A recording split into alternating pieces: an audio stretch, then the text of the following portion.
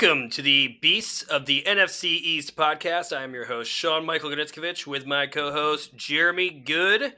Jeremy Goode, what is good? Another week, another win for the Eagles. It's fun. I mean, it's nice, a little adversity this week in a number of levels for the Eagles, but I feel great, Yeah, it's Keep good. on winning. It's good. Good for you. The one of Mhm. two undefeated teams in the Yes. NFL now. Now there is two, even though it Mhm. was very close. And I found myself rooting for the Commanders again. Okay. Even though I had money on the Eagles to cover a 7-point spread, Sorry about that. it's all I right. will say, It's all I right. will say that, I will say that's a massive number in the NFL. But I listen. I love But the it was a confidence. 9-point game. I bought a few points Yeah. because I thought that it would be hard. Well, no. I don't know if you remember the preview episode. I don't think either of us had very much hope for the Commanders after getting blown out by the Bills, True. losing by 34 points. And the line opened at like 8.5, which I was surprised about. Yeah, so it moved. So people had Right. less faith in the Commanders. But Yeah. right from the jump, I mean, the Commanders get the ball at kickoff. Yeah. It took them 7 minutes to score that first drive? Something like that. Yeah. I mean, Mhm. which we'll get into this, but I think that's how the Commanders stuck around this game. Like, they played it their way. Like, the game script, Yeah. they took their time with it. They were Sam Howell was commanding well. Didn't get sacked 9 times. Still, I think we Mhm. predicted 5. I think he got sacked 5 times, right? He was sacked 5 times. Yeah. Yeah. Three by Nicholas Morrow too. Yes. Nicholas Morrow, Yes. the guy who didn't make the roster, brought him up. Mm-hmm.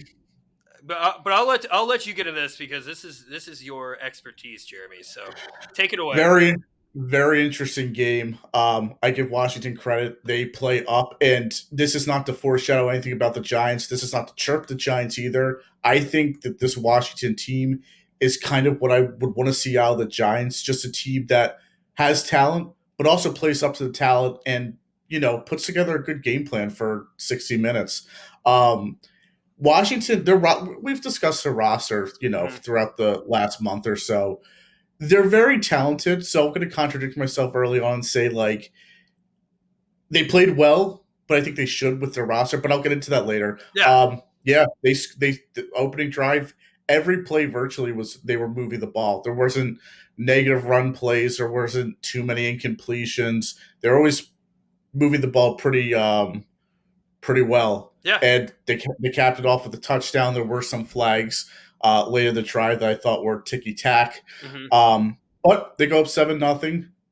That's the best way to start for a team to get the ball on the road. You're not as good as the team you're playing. Yeah. Best way to start off the game is go up 7-0. And they did that. So they look good throughout the game. Defensively, I think that their secondary is pretty bad, which will help teams go against the Commanders. They have a good D line too. Defensively, I think it really caught up to them throughout the game. But offensively, they'll hang around, especially if the Eagles play soft zone coverage for most of the game. Yeah. Sam Howell, give him time. He'll hit some receivers. I mean, he'll have the space and he'll have the open receiver by 3-4 yards. But he was confident. He stepped in the pocket, played well. I don't think teams are going to defend them that way going forward because there are pros and cons of what the Eagles do. And if you just go soft zone, not that smart. But give them credit. They played well and they made it closer than it should have been. Yeah, I mean, and the thing is, the Commanders had the opportunity when they got that last second touchdown to go for 2 and end the game. And I feel they got the ball. And they got the ball just They got the ball to start the overtime. Yeah, and they got the ball to start the overtime, which, looking back, I feel like they have the momentum. They get that touchdown. Brian Robinson, even though he was held to, I think, 3.2 yards per carry, he was running hard. And he had that touchdown run that James Bradbury knocked out at the goal line, and Terry McLaurin scooped up for another touchdown. Brian Robinson, even though he only averaged 3.2 yards per carry because this Eagles team does not allow rushing yards, still played pretty well given his role, running hard. He got the yards when you needed them. He pounded in like a solid like 8-yard run Yeah. to score a touchdown, or I think early in the fourth too. Yeah, and should have had 2 touchdowns Yeah. if James Bradbury didn't knock it out, which he like broke like 3 tackles. Like I mean, that was a Yeah. hard run. It was impressive. I think a lot of not to get too into it, but I think a lot of offensive coaches would be like, it's a great drive, it's impressive, but like someone's gonna knock it off like the third time because like you're worried about like shedding tackles. Yeah. Someone's gonna be behind you. But I digress. That's another issue. Yeah. And another thing for I'm gonna give a little let's talk up the Commanders, because let's be real. Like Yeah. Commanders lose this game, but I think every Commanders fan is still proud and happy with the result of that. Like, not obviously you want to win. It was a close game, but you're not that disappointed, especially after getting smacked by the Bills. Nobody's expecting you to win, especially in Philadelphia. And they played hard, Right. and they like. There's a lot of great takeaways. Sam Howell was spreading the ball around to everybody. Curtis Samuel's kind of looking like his number 2 over Jahan Dotson for the past few games. His numbers prove that. He had more targets, more receptions. Plus, he gets those like weird running plays too. Yes, the end around. Yeah, he had that rushing touchdown too. Yep. And De'Ami Brown, man, he had those 2 catches up the sideline, and his old friend from North Carolina. I was texting people and say I like De'Ami Brown out of UNC. Yeah, he obviously hasn't done much since being drafted. Leave it to the Eagles to make him a star. Yeah, the only time he's a star, leave it to the Eagles to do it. And they're the kings of that. It's unbelievable. Yeah, it was. But one thing I know, the defense didn't really the defensive front for the Commanders had 2 sacks. One of them was Cameron. Yeah. Well, actually, 1 sack for the defensive front. Cameron Curl had a safety blitz for one of the sacks. Yes. Oh wait, never mind. Chase Young also got a sack. I apologize. But I remember that. Yeah. But I mean, the Eagles played pretty well defending. I know PFF was saying that they only let up like 5 pressures from. Yeah. So Jalen Hurts had a pretty clean pocket. Emmanuel Forbes, I think, had an up and down game. Obviously, he let up a lot to AJ Brown, but I don't know. He had a rough one. But there was that really nice. It was the fourth quarter. It was like 3rd and 13, and Jalen Hurts tries to hit AJ Brown, and Emmanuel Forbes comes out of nowhere with a nice pass breakup. That was. Oh yes. I was like, you know what? Good for you, Emmanuel Forbes. Yeah, good play. I think he had a little help behind it. If we're thinking about the same play, yeah, it was kind of a broken play where Hurts there was no real chance. But yeah, he still jumped in front of it, no doubt. First, so he made the play. Yeah, but Emmanuel Forbes did get smoked. I mean, AJ Brown, 9 receptions, 175 yards, 2 touchdowns. But I think Emmanuel Forbes helped because he was so terrible that AJ Brown talked some shit to him, and then they got some extra yards on that. I'll tell you what, though, tying drive. Well, not only that, and this is what I want to talk about too. Yeah. If I'm Forbes, and you give up that touchdown to go down 7, but you get the ball back. Yeah. Every Washington coach should have shook his hand and said, "Good job." Yeah. Because you get the ball back. Yeah. The Eagles. This is what I don't know how much you saw of this. Yeah. The Eagles could have run the ball out. Mm-hmm. And kicked the field goal, and they would have won, on a game-winning field goal. And they scored a touchdown. You can't give the ball back to a team because, one, your secondary has struggled all game. Yep. Sam Howell did look good. Your secondary is also beat up completely. If I'm the defensive coordinator of the Eagles, Sean Desai, I'm looking at the head coach and saying, that's not smart. Yeah, no. It's just not – I want your opinion too, Sean, but, like, I'm texting my friends and go, why are we giving back the ball to Washington? It's true. I think was that the same drive right before that Jalen Hurts had that intentional grounding call? Was that the same drive? I think that drive because that might have been because that was the play essentially that he had AJ Brown run, like where he intentionally grounded it was the route. I think that was overtime because it was different sides of the field. Oh, was it? Yeah. I might be wrong then, but I don't know. It could have been the third quarter. I agree, man. I agree. I think. Especially because Washington, I mean, like, they were responding to everything the entire game. Like, giving them that time. I felt like Washington had a chance. No doubt. Especially with that extra yardage, too. I thought the Eagles would be okay. I thought ultimately they could stop. But don't give them the ball back. And obviously, they proved me wrong and they scored. So like, it doesn't even if you get a stop, you're like, you didn't have to go through that. And the Eagles, in the third quarter towards the end, had to settle for field goals instead of going up 11. You're kicking field goals to go up 7. Makes a difference. Made a difference in this game too. Yeah, Jalen Hurts though, probably his best game of the season, I would say. Yes, he looked good. He looked very comfortable in the pocket, going across the middle, going down the field. He had his best game of the year. That was good to see. Yeah, I mean, 319 yards, 2 passing touchdowns. Mm-hmm. He still really hasn't been a rushing threat, I feel like, this season. Yes. How do you feel about that? It's not great because I think that he is a dangerous player. He's the best player when he can move. He will, and of course you have to decide when and where, because he can't just rush every time. Yeah. And I get that. I think this offense is a lot better when defenses have to be more on their heels because they just don't know. I think they'll mix it in. He was able to run a little bit yesterday, which was nice to see. Maybe they'll try to mix it in more. But it was just good to see him have a clean sheet. First game of the year where he didn't have an interception or a fumble. Yeah. So that was good to see. Want to see them try to implement him as a runner more, but they have to be strategic. They don't want him to get hurt, etc. So yeah.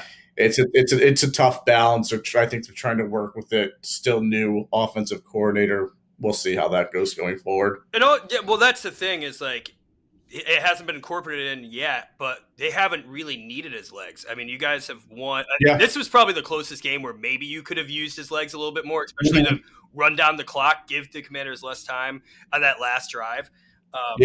But if you don't have to and you're still winning games, like you're saving him for when you do need him at those moments. So we've been fortunate that Swift, the run game, have carried us throughout a lot of the season, and we have been able to air it out enough. And then yesterday, definitely air it out completely to win us games. So yeah, good balanced offense is what you shoot for.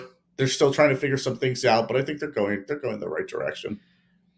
Yeah, I thought that was great. A few things that I wanted that Terry McLaurin catch where Reed Blankenship put his arm in the perfect spot to make sure that he unbelievable. I think that's bogus. I think that should have been in. I think if they called it in initially, then they would have left it in. No doubt. I think that's the problem with the NFL, that they if it's too close, they're not going to overturn it. Yeah. I've said before, do what you do with tennis. Put Hawkeye on the field. You'll be able to tell when he's in and when not. Yeah. And just put an electronic grid and problem solved. It's the problem I've had with the NFL. If it's too close, they're not going to overturn it. So it really depends about the call on the field. Yeah. I still think he was out because I thought his toe hit the line.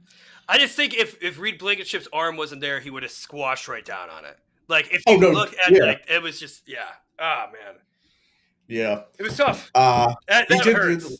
For a Commanders fan like that, I'm sure they're going to be salty about that for no doubt, and it also hurts fandom. Yeah, it also hurts Reed Blankenship because that probably did not feel good. Oh yeah, he does awful. He does his arm curls. He did enough arm curls today. I mean, forearm. It is so wild how this game comes down to inches, centimeters, and stuff like that. It really is. Yeah, I mean, even that Brian Robinson touchdown, he fumbled it right before the goal line. If that ball crossed, thankfully Terry McLaurin was able to scoop it up. But that's just how close football is. It's a game of inches. No doubt. The play before House arm was hit during the throw. Terrell Edmonds could have made a pick in the end zone and it went through his hands. Yeah, that Terrell Edmonds. I know how much you love him. Oh my God, he's okay, but I always hate he's definitely not good enough. But secondary guys, work on catching the football. Yeah, I get that it's a tough position to cover. Catch what you're supposed to. Yeah, that's we don't really have. And by the way, this is another preface that I should have said earlier. We're filming this before the Giants game, so that's why I'm either not as excited or as depressed. I have no idea. I'm just excited for some football later. We're gonna film the Giants portion after this, so you can see how that ends up. You'll just see it. It'll run smoothly. So stay tuned if you want to see me depressed or excited. But yeah, that's the thing. The Giants, we have terrible hands in the secondary. It Yeah. just seems like we're dropping interceptions left and right, which Makes it. it's a huge thing. That's one of the reasons why Emmanuel Forbes was like everybody loved him, because he's just like this intercept. And same thing with Trayvon Diggs. But yeah, it was. I mean, I think if you're the Commanders, it's so early in the season. Like, we wanted to write them out after the Bills game because that was like the first big competition that they played. But the Bills also just shut down the Dolphins, who just put up 70 last week. So it's like we're still learning things about the league. There's fluke games. Like, I think this is a question I want to ask. Do you think you learned more about the Commanders or the Eagles based on this game? Oh, the Commanders, but I'm trying to think about like what I learned. I think what I learned about the Commanders is that they play hard and they'll play up to competition. They have, Ron Rivera, elite coach, no. Great coach, no. Decent, pretty good, I'd say, yeah. Yeah. You add enemy to their offense. It looks totally different this year and better. Jack Del Rio as the defensive coordinator, I think, is Jack Del Rio, done a decent job. Yes, hates the tush push, Jack Del Rio. Hey, the brotherly shove. Yes, that's what they're called, which sounds a lot cooler. Let's just leave it at that. Well, doesn't sound like a kindergarten teacher like came up with a nickname. Yeah, you learn. I mean, I think you learn more about Washington for sure. Like that, they can compete. The issue that I see is watching them for a full game. They have a lot. I get that they have a rookie quarterback. I think they have more talent to win more, and I guess we'll see going forward. But like, it's the same thing again. Kind of the same thing I see with the Giants. It's great to be competitive against good teams. Let's win some of them eventually. Yeah. And I think that Washington's gotten a pass for the last few years because they've been quote unquote rebuilding. And I think their roster right now, to be honest, on both sides on offense and defense, it's good. Like good enough for what I think the record will be. Yes. Yeah. So it's kind of tricky. So it's like I'm impressed with how they played. Good for them. The roster also kind of speaks for that. So like maybe if Hal can like be good going forward, we'll have expectations will be higher for them nationwide. But I think that it's like twofold. Good for them. They played well. And I can see that there's a lot of talent on both. We knew that going in, and you definitely see it when you're playing them. Maybe that talent should also beat some good teams still. So yeah. Well, I 100% agree. Like I think you learned a lot more about the Commanders, especially despite being 2-0, get smacked by the Bills, and everybody, everybody expected this. But if they beat the Eagles, like and they fought hard and they played like Sam Howell. No interceptions, looked really good in the pocket. Obviously, that Eagles front, like the running game couldn't really get going, but I thought it was efficient. The defense did a pretty good job of A.J. Brown for almost 200 receiving yards. That's on Emmanuel Forbes. But he's going to get better. Yeah, he's going to get better. Like, I think, I think so, too. Yeah, I saw a promise out of him, but like, and also, why do you have Emmanuel? I feel like Emmanuel Forbes being that small, skinny guy should have been a Devonta Smith. Like, I feel he was to be transparent. Yeah. He was during the game a little bit. It wasn't working out there either. So I guess they put him on a more physical AJ. That it's just. I saw like every time that AJ Brown was doing, I feel like it was Emmanuel Forbes on him. Like no, most of it, especially towards the end, it was every highlight. Yeah, and I think that's.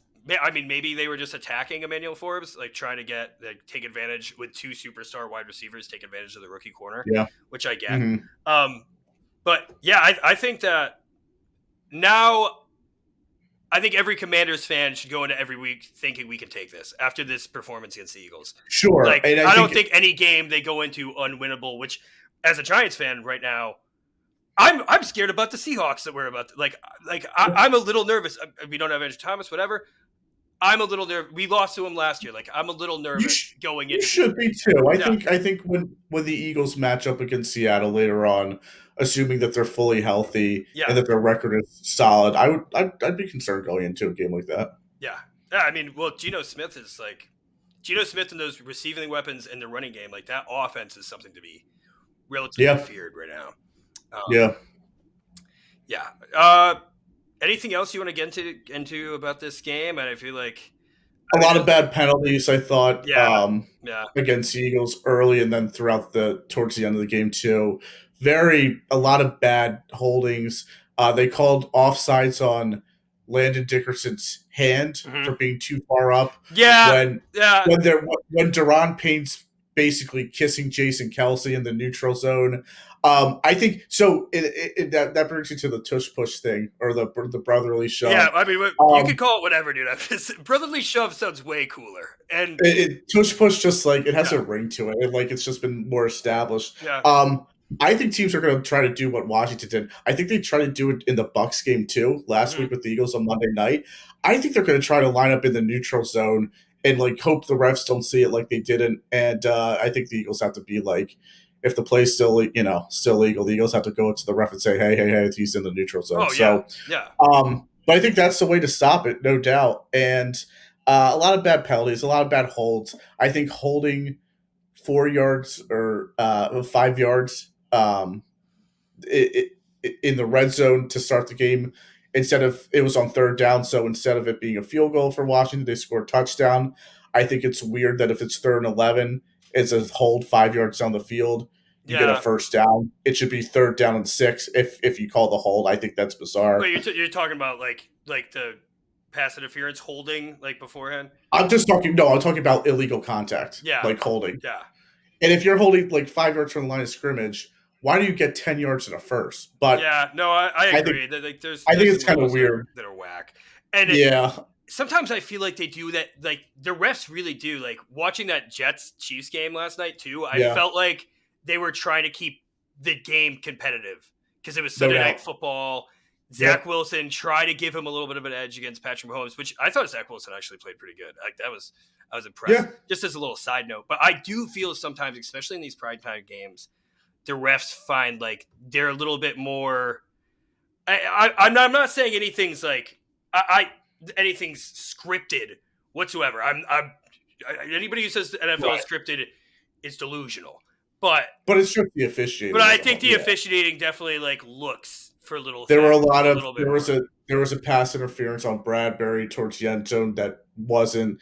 There was a holding on Slay and a pass. It was just bad. And it's like, but like it also shouldn't like the Eagles also shot themselves in the foot several times, so you can't like ignore that too.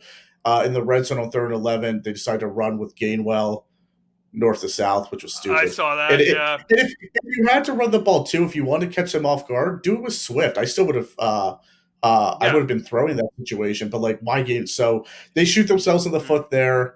Other times too, they had some other false starts that this team just loves to do 2 to 3 games. So the officiating was pretty poor. The Eagles also contributed to keeping Washington in the game, so stuff to work on there. I don't know why you're ever running Gainwell as like in power back situations. Like, I've seen it a few times. Like, it's just like the only thing that I could think of is that they want to throw him off guard, and your offensive line is good enough to like maybe get that open hole, and he can be explosive. But it worked one play yesterday, which was nice. He had a run for like 15, but in the third quarter, but it doesn't work that often. So I'd say in those situations, give it to the more talented player in Swift. Yeah, I totally agree. I think Swift is run away with that lead job and like looks the best he ever has. I think it's really nice that you have AJ Brown and Devonta Smith to like whoever like 2 superstars by far. The first 2 games it was Devonta Smith like all over. The last 2 it's been AJ Brown all over. Devonta Smith still had a great game this week. I mean like AJ Brown monster game. I mean the Eagles have still solidified their spot as in the top of the NFC. It's a good win. Like they're even though it was a close game against the Commanders. Like it's also an NFC East game, which I think, are always going to be competitive. Mm-hmm. I can't remember the last time the Eagles played at 1:00. Not that that's a great excuse, but like it adds into the. That's not an excuse at all, in my opinion. All right, that's fine. I think that like it's just been weird. Like when you're just on national TV all this time, it's definitely different. Yeah. But Yeah, NFC East. I think adversity is good. I think they played well for the entire game, which is good, and they came out with a gritty win with some adversity. So I think that's a positive too going forward. And a team that probably needs some adversity as well because um, they've been getting away with just beating teams relatively easily. I guess Yeah. New England wasn't as close, but Yeah. I think Minnesota. I don't think Minnesota's game was that close. No. The Bucks Bucks last game, week wasn't close, so uh, good to have a little bit of a challenge, stuff to work on, stuff you know, but still not like beat yourself up on like playing poorly because I thought they played pretty well. Yeah. I think, like you said, I think this is probably their cleanest game too, even though it was Yeah. close. Like, which is interesting how that works. It was just a great game to watch, honestly. Like, and I'm gonna be real. Like, I didn't even really watch. I didn't pay attention to it for the first quarter, and I was like, oh wait, this is kind of competitive. And then everybody was watching it for like the last quarter because it took over all of the stations. That's right. But yeah, and Jake from State Farm was with Donna Kelsey. So, I know. It's take like, that, Taylor Swift. it's like Travis gets Taylor, and like I was going to bring this up, and the Eagles get Jake from State Farm. It's not the same. Yeah. Hey, man, that guy's got good coverage. Apparently. I'll tell you what, dude. I want to see Daniel Jones's mom with the Geico Gecko tonight. That would be nice. Oh, God. I don't even know what his parents look like. They don't really. We don't have like superstar parents. parents. They probably look like him, but 28, 30 years older. Yeah, I would say. Yeah, I mean he's got good genetics. That jawline's, man, respect. But I think that just about covers the Eagles. Any closing notes?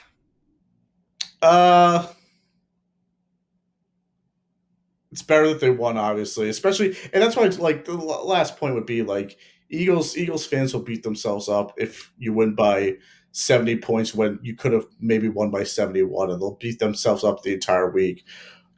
But this just shows that winning is so much more important than winning, or not that they won ugly, but like if you do win ugly, it's so much better than losing pretty. Yeah, if that makes sense. I mean, like the Commanders were one game out of the playoffs last year. Like every game counts, especially for the Commanders. So that close loss might come back to haunt them, but we'll see. They also had our number before yesterday's game. They were 3-4 the last time, or 3-1 the last 4 games at Lincoln Financial Field, which is odd. Yeah. Last year was fluky though. They had so many turnovers that night game, but still, I mean, the numbers speak for themselves. It's weird they've had so much success there.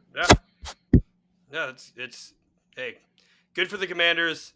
I want to see. I think definitely feel better about Sam Howell again. Like he had all this hype. Everybody is like, hey, Sam Howell might be the truth. Last week looked like maybe one of the worst quarterbacks in the NFL, and I think bounced back pretty well, honestly. Like almost 70. He played very well. I'll give him his credit. I think that the defense played him stupidly, and he took advantage. So give him credit. He moved the ball around. Like he had some absurd throws too. Yeah.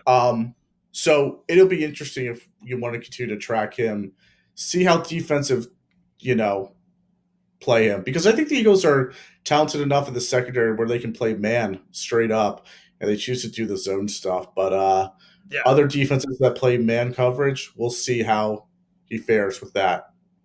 Yeah. I don't remember exactly who they're playing next week. I don't either. They're playing Bears. The Bears. Oh yeah, Thursday Night Football. Yeah, they're playing in a few days. So, in Washington too. So we'll see how that shakes out. You ready to get into this Cowboys Patriots game? Sure. So let me just preface. You can start off. No. You preface. I was a bit wrong. Yes. I thought New England would. So again, it's speaking. It's like the speaking with your heart or speaking with your head. Yeah. And I wanted, the heart took over. I think I said like I could easily see the Cowboys winning, but I thought New England would be able to get one through. They didn't. So go ahead, Sean. Very much did not. Yeah, the Cowboys pretty much dominated this game from start to finish, even though it got off to a slow start. But Cowboys Mhm. beat the Patriots in Dallas 38-3. Up 28-3 at halftime too. Yeah.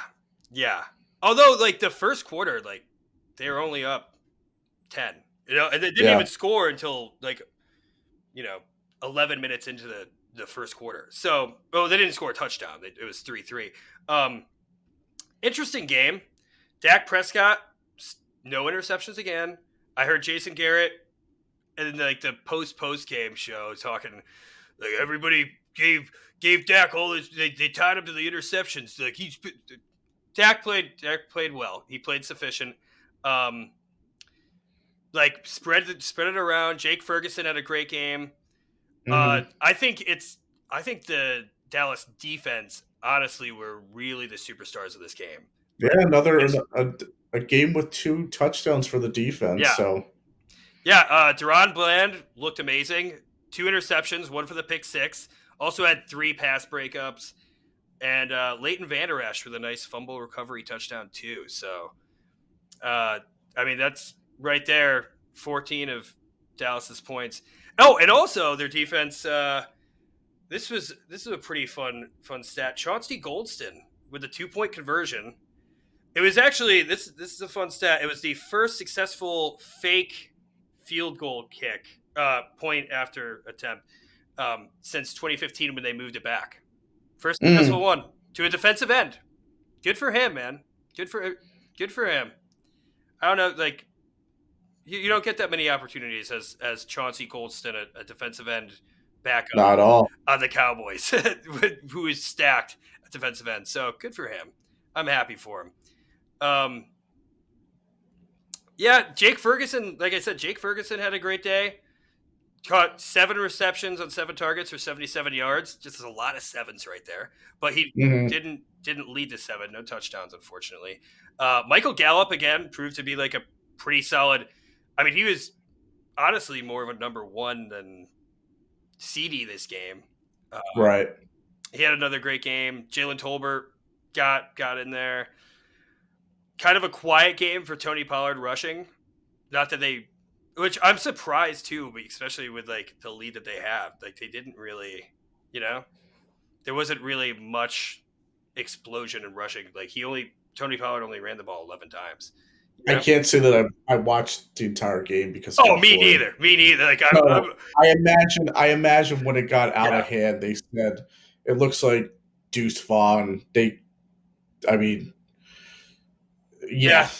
Vaughn took over. Which also, Deuce Vaughn, man, like I'm sure they knew that he was running, but every time I look up his average, like it's 1.1 yards per carry, 9 yards on 8 rushes. Yeah, like every time that I look it up, I feel like if they know he's coming, like I don't know. Well, because with him and his size, a yard for him is equivalent to like a 0.2 of a yard for everybody else. Yeah.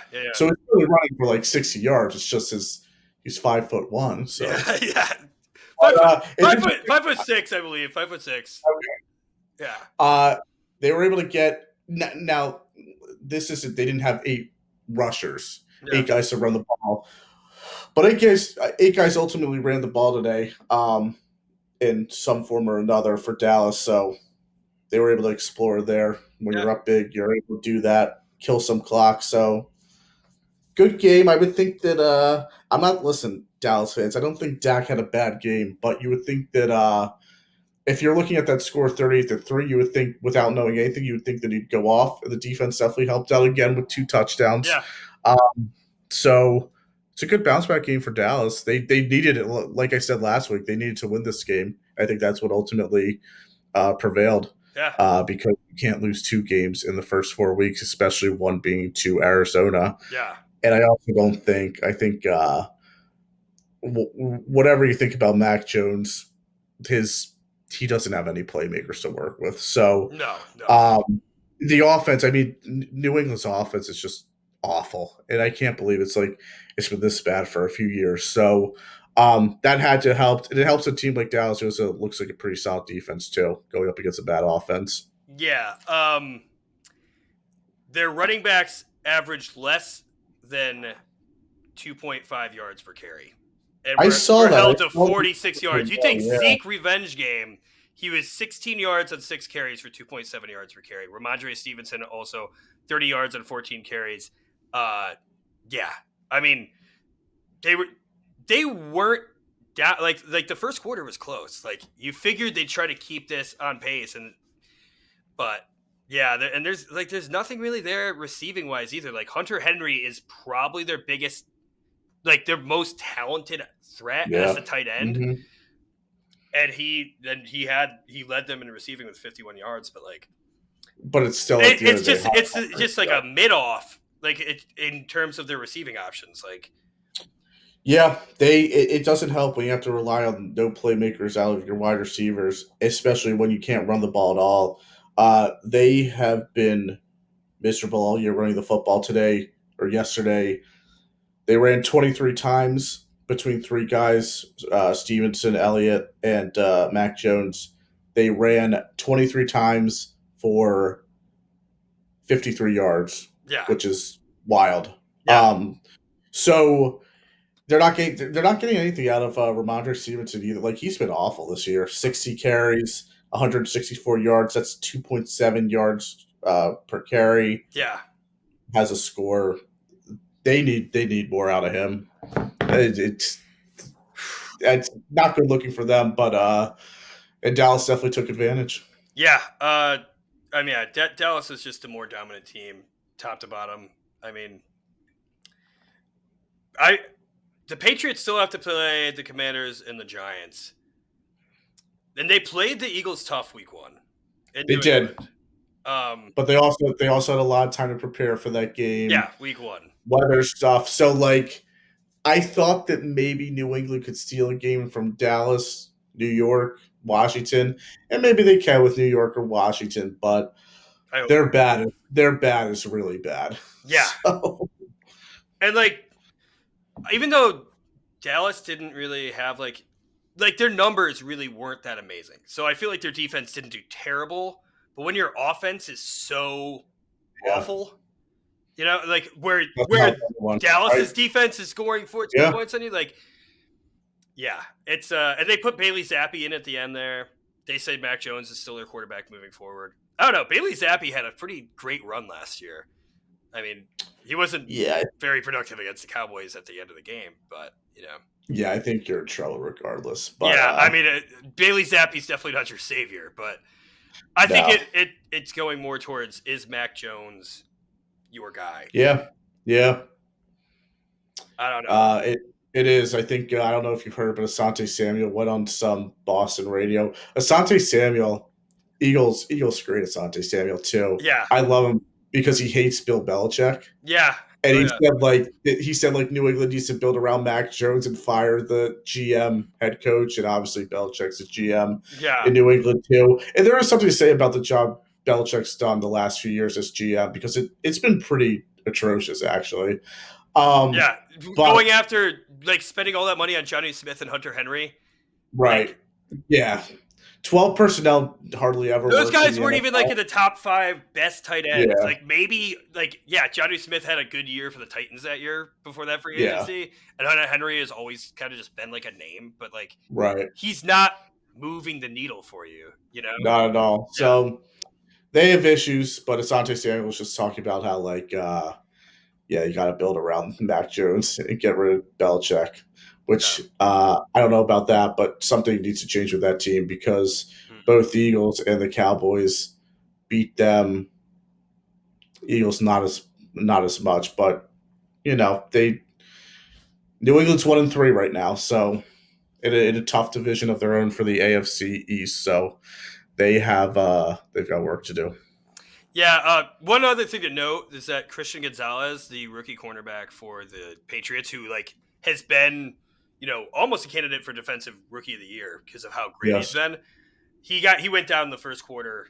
So I don't know if he even came back. That's pretty much as I watched was about the first quarter. But he went down. He was doing a good job in that game. So yeah, he played well at different times against the Eagles too. Yeah, physical guy, and yeah, I guess he probably is. He's probably looking if assuming he stays healthy, he'll be competing for winning, be coming in second for defensive rookie of the year. Yeah, behind. because Jalen Carter. Actually, I did have. So Another six pressures for the young 98. Yeah, Jalen Carter. Yeah, Jalen Carter. I saw was the number one on PFF coming into this week. The number one rated interior defensive lineman. Number one rated. He's been good. He's the number one rated rookie too. Yeah. Well, I mean, yeah. I think we're about wrapped up on this Dallas Patriots game, unless there's anything you really want to get. No, I wish the game were more entertaining. Yeah, I would say more, but I'll give Dallas credit for bouncing back, even though I hate them. Yeah, I mean, like it's not like they like bounce back against like a team that everybody unanimously says is a joke. I think both me and you were like, maybe the Patriots could do it. Like, yeah, there was intrigue. So no doubt. To stop on them, like that's a lot of respect for Dallas. Like that's as good of a job you could have done bouncing back after losing to the Cardinals. So respect, Dallas. No doubt. Respect. I still hate you, but respect. But yeah, also another PFF stat. I know you're talking about Jalen Carter, but the top two rated guards in the NFL are Zach Martin and Tyler Smith of the Dallas Cowboys. Makes a difference. That was coming into week 4 too, but I thought that was like, because we were talking about Tyler Smith, like probably one of the breakout players. I think we both agreed on that. Yes. Moving in. So and he moving to guard, his natural position. He's obviously played really well. Yeah. Whenever Dallas has been very good, and I mean very good. Yeah. It's been because of their defensive line. So no offensive line. Offensive line, like I said. Yeah. Especially their guards too, because Zach Martin helps, but they've always been I forget a few other Travis Frederick, I think, was their center. But they've always been good. Yeah. They've always been good with the interior stuff. Mm-hmm. When there's correlation for them. When their team is good, it's a lot due to their offensive line. And defensive line too, like you said, though.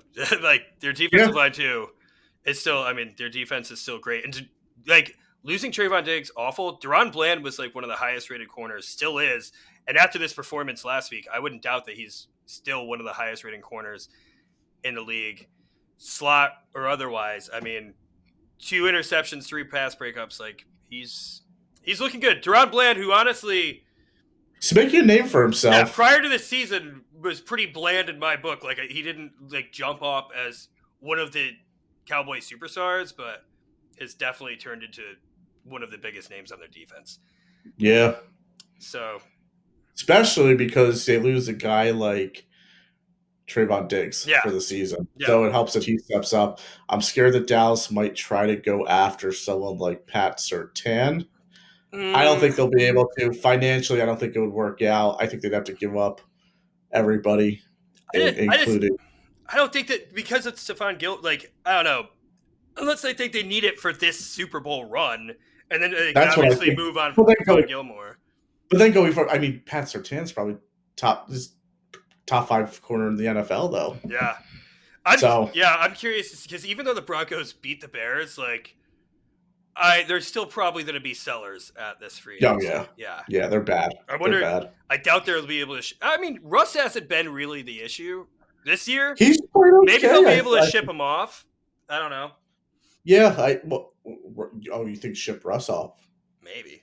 Wow, that would be big. Maybe because they'd be able to get. I don't think anybody would want to take that contract at his age, but that would be interesting. I don't know who would Jets, maybe. Probably not. I don't think they would even be able to. But for a 1-year rental, that they wouldn't be able to eat it. Sorry. Anyways, let's get back to the brass tacks. So we will be cutting to the Giants just about now, right after the Giants just smoked the Seahawks on Monday Night Football. Listen, that's got to stay in. I'm going to keep it. I'm going to keep it regardless. Okay, so the Giants just beat the Seahawks on Monday Night Football. This is pre-recorded. So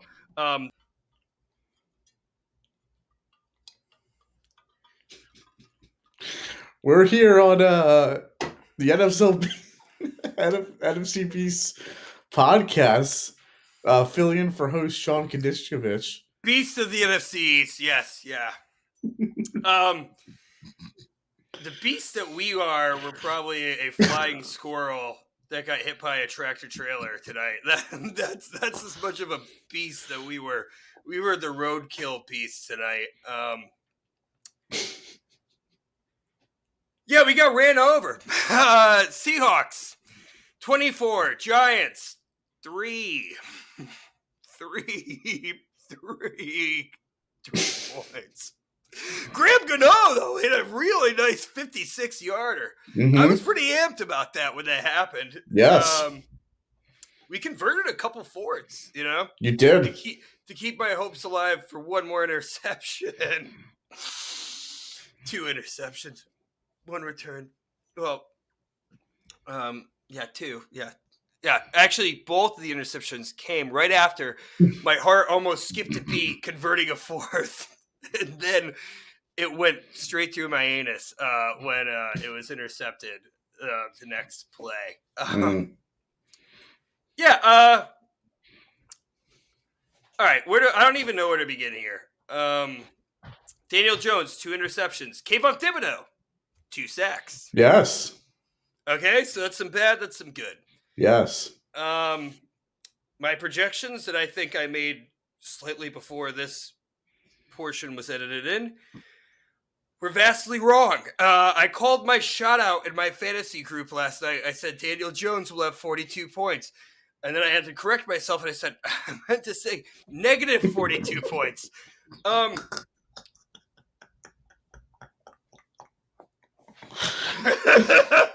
God.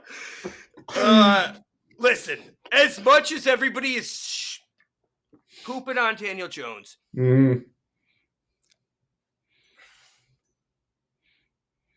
what was he supposed to do?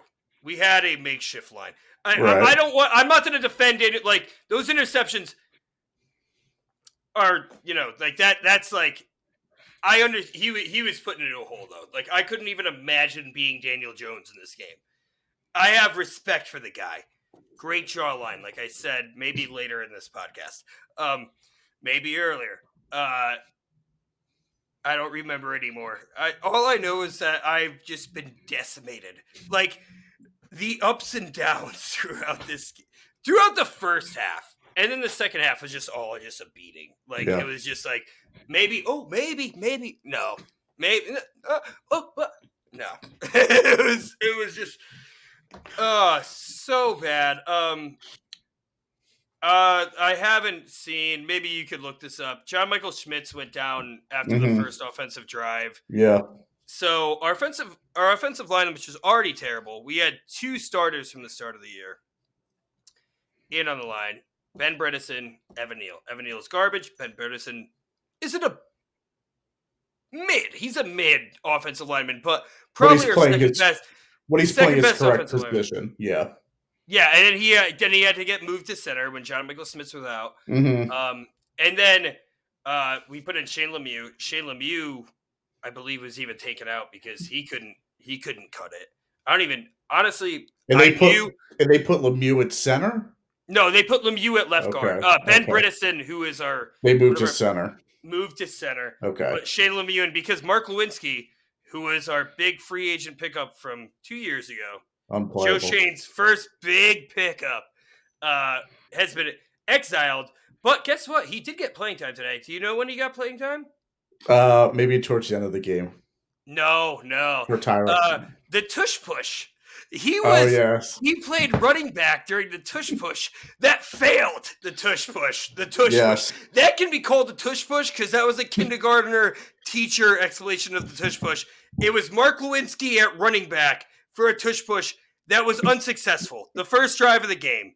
Drive of the game where I was like, whatever, we'll get 3 points. Oh, they're going for it.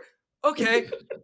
You know what? I don't trust Matt Breida because he's a frail speed back. I don't trust Gary Brightwell because he's going to end up having 2 special teams penalties, which we drafted him for special teams. He had an awful game. Yeah. Oh, my goodness. He actually looked good at running back. Like, when he had his chance, his stat sheet will look terrible. But, like, every time he actually was out there, like, except for when Devin Witherspoon had that knock on him in the backfield where I'm like, how did he hit him that hard with such little momentum? Like, oh my God. But yeah, Mark Lewinsky sucks. And honestly, he's a good guy. Like, I've seen him on like the Giants media because they're trying to promote him. I think they're trying to like clean him up. That was preseason. Now he's in the garbage. I don't think we'll ever see him again on an NFL field. Well, probably. Yeah, it's nothing personal. I think he's a good guy. He grows a good beard, which I cannot.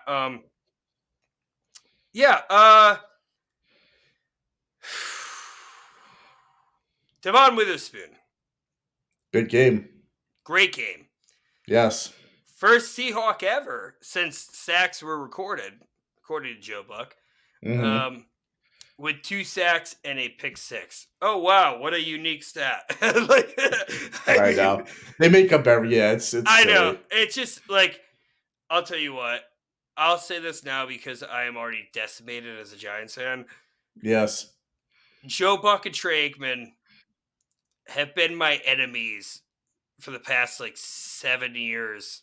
Yes. So, like, when your team is awful, you resent the announcers. And like, I was like debating turning it off, and I was like, they do have some stats. It's usually leaning against the Giants, which they did throughout the game.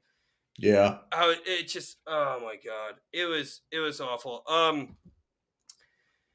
Yeah, Giants couldn't really get anything going on offense. I mean, as to be expected, I was hoping for some magic. I really was. We got Jalen Hyatt involved in like the least proficient way that he could, but the only way that he could. Because we had no time to pass the ball downfield. And when we did, Daniel Jones made awful reads. Or he didn't throw the football either. Or he didn't throw the football. But it's... Okay. My inbox right now is just filled. Like, I don't even know. I'm throwing this. Oh, God, that was a terrible throw. Terrible throw. It just filled. Oh, it's that kind of night for... Moving on. Moving on. It's just filled with hate for Daniel Jones. And as much as, like, I'm a Daniel Jones believer. I said that he could have a Pro Bowl season. That's not happening. Not at all. Unless he goes to have the most prolific run against still a very hard schedule moving forward. Yes. Yeah, he had no chance. Like, and it's hard for me to criticize him when he was essentially our entire offense in running the ball. He had the most yards this game. I mean, not just passing, but rushing. Like 65, 66. Oh. 66. My car just hit 66666 today. That was a sign. That's a sign, He actually averaged 6.6 too. It's the devil's number. We suck. I don't even know where to go from here right now. The Giants had an awful game.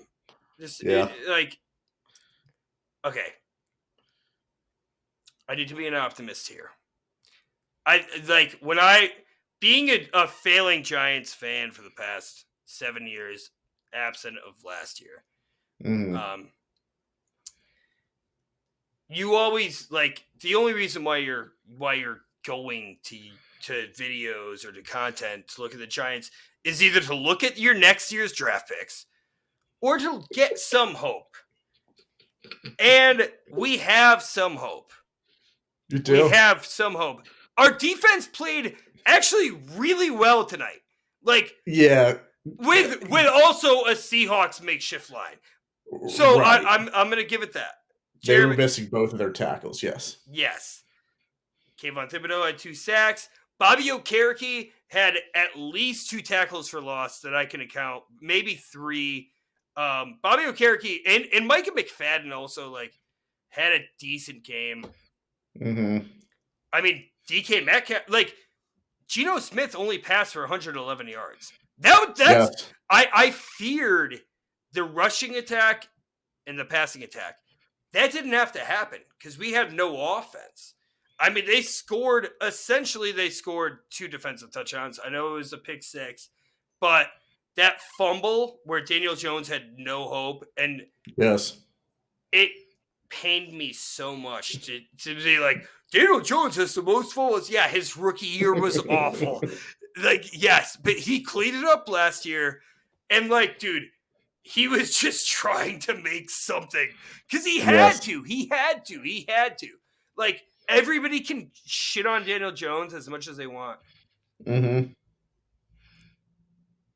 I don't know. Like, obviously, he made terrible mistakes, but he didn't. I don't know. I'm in this like in between where like I want to defend him because he had such terrible circumstances around him. Mm-hmm. But he didn't do anything. Like he didn't do anything. Like aside from run.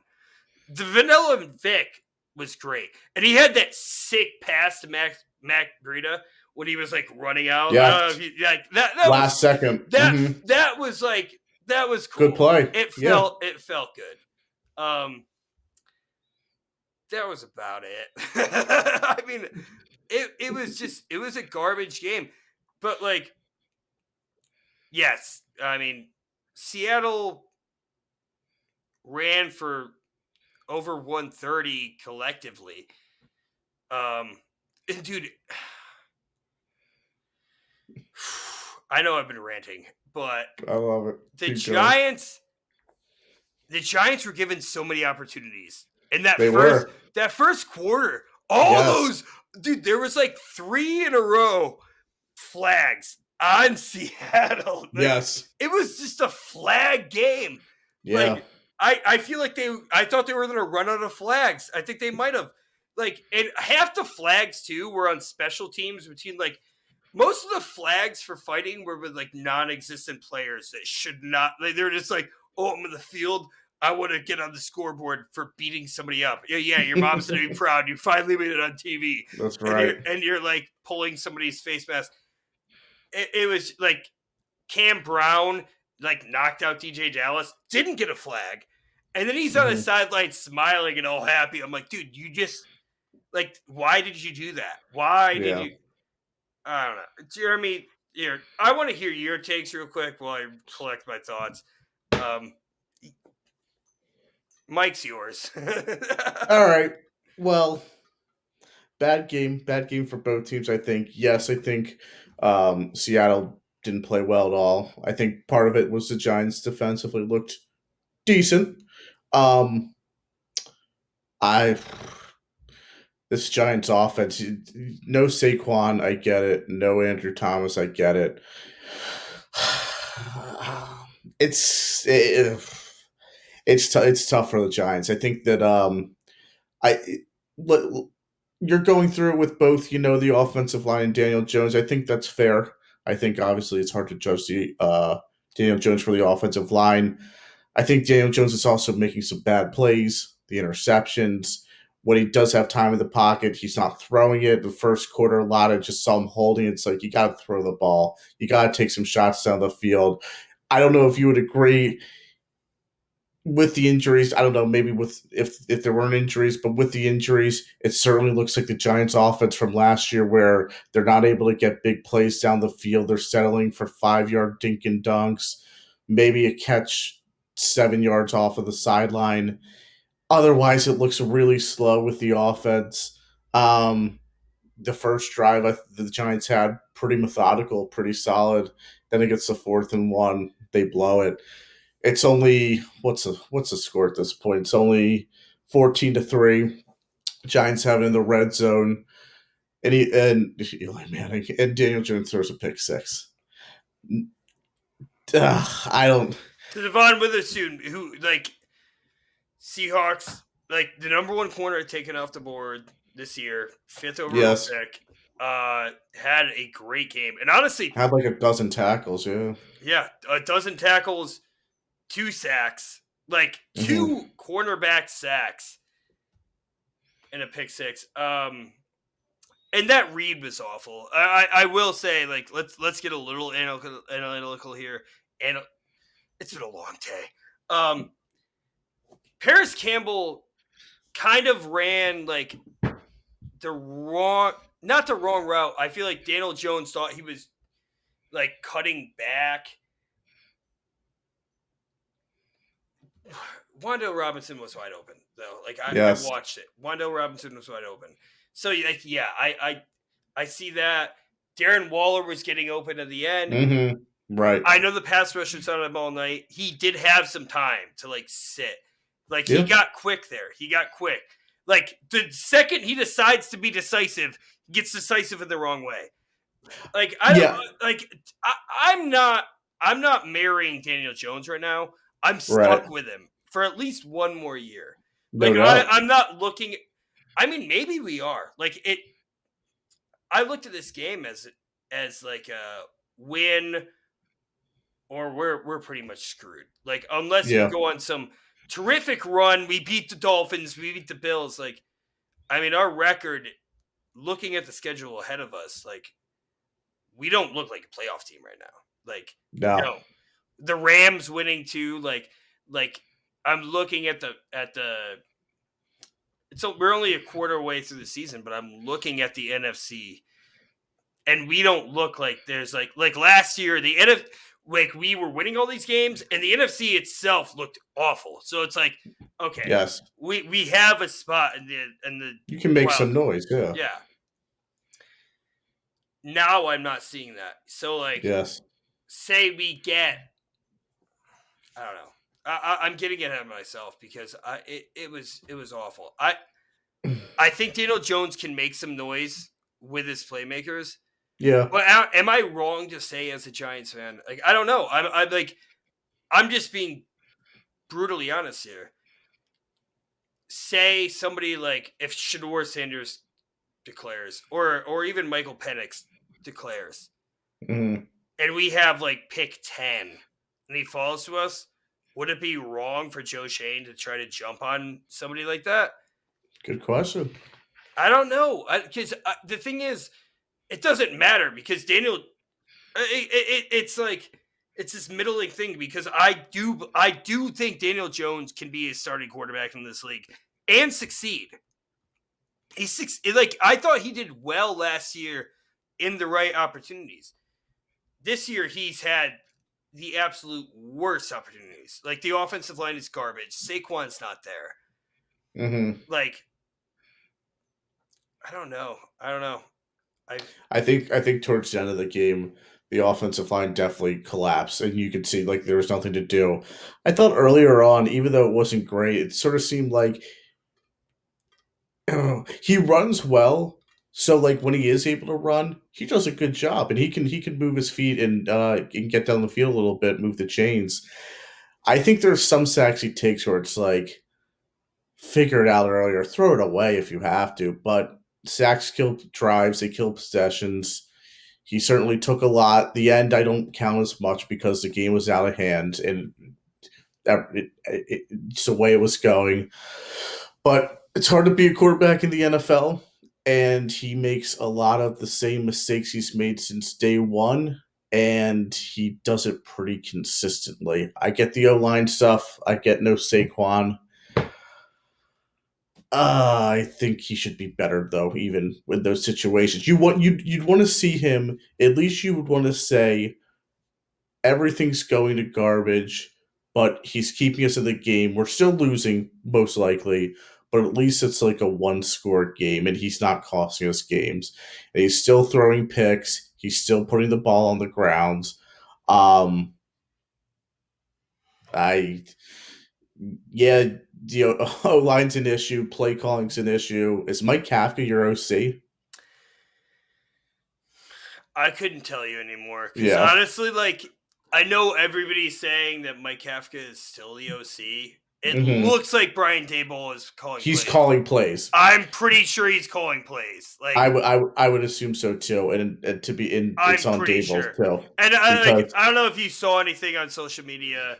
And again, we're recording this right after the game. Like we right don't know after, what's going after. Like, but every single video I saw of Brian Dable looked like he was calling plays. It didn't look I like would he was assume, like, "Hey, do that." It maybe he's not officially calling plays. Maybe Mike Kafka's doing it, but I feel like he's telling Mike Kafka what's going on. Like, I think it's on Dable too, and I think if that's the case, he needs to pick it up because that offense today. I listen, the line's shattered. I get it. The running back, the offensive play calling was still just atrocious. It was just really bad. Like everything was really bad about it.